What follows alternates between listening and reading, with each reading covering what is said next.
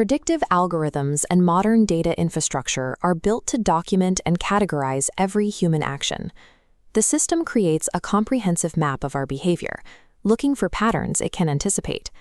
These systems actually benefit from chaotic, noisy disruption. Because pure chaos follows a recognizable signature of rebellion, the machine can easily label, filter, and police it. This was the flaw in the bathtub folklore of the Bay Area underground. For decades, men treated drug manufacturing as an ego-driven outlaw career, relying on sloppy protocols that produced crude, 82% pure results. To move through a fully surveilled environment, you have to abandon noise. The only way to evade a predictive system is to achieve an exactness so precise it falls into the gaps of the grid. This was the realization of Eveline, a 16-year-old student who rejected the manufacturer label entirely. She understood that to step outside the cage of the machine, you don't attack the hardware, you shift the focus to the neurosemiotic framework, the way the human mind receives and processes the signals of its environment. The sensationalized bathtub lab she operated was a deliberate distraction. It was a joke designed to bait the men who were looking for a reckless outlaw narrative, while she performed the real work in silence. Her weapon was a chemical procedure designed to alter the resolution of human perception, making the invisible structures of the city visible to the user. Her achievement was a single sheet of blotter paper, laid out by hand with a jeweler's ruler. While veterans had dined out on 86% yields for years, Eveline achieved 99.4% purity. When she sent a sample to an advanced lab in Zurich under a false name, the technicians there mistook her clandestine work for a pharmaceutical reference standard. Eveline wasn't building a reputation or a product line. She wanted to know what happened to a human threshold when the signal became that sharp. Gutenberg's printing press was an instrument for altering the conditions under which a population read its own thoughts. Eveline viewed her blotter in the same way, as a mechanical tool for mass cognition. By utilizing specific restoratives like valproic acid, she engineered the ink to act as a chemical light source.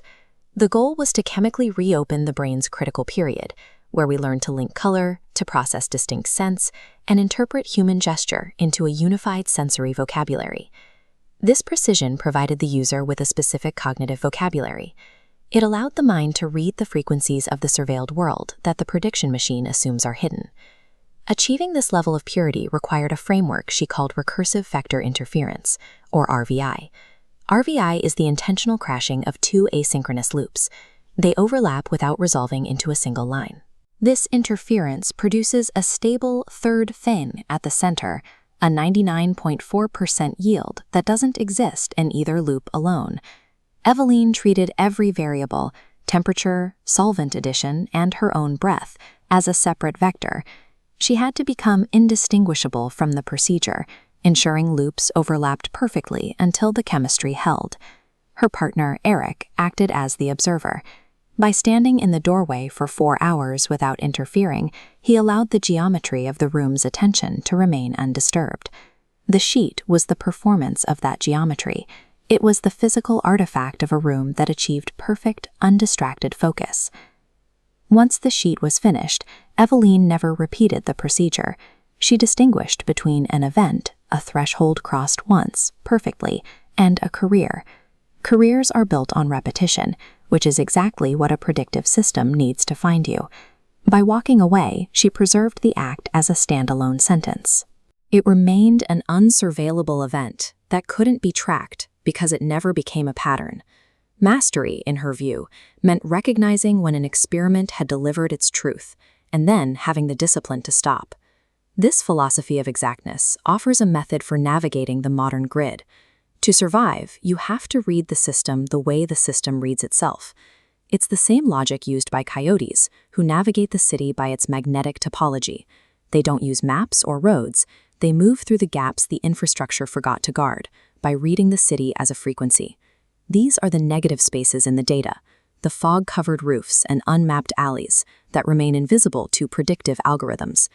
Escaping the watchers doesn't require noise or rebellion. It requires moving through the gaps with such precision that you become a signal the system has no language to describe.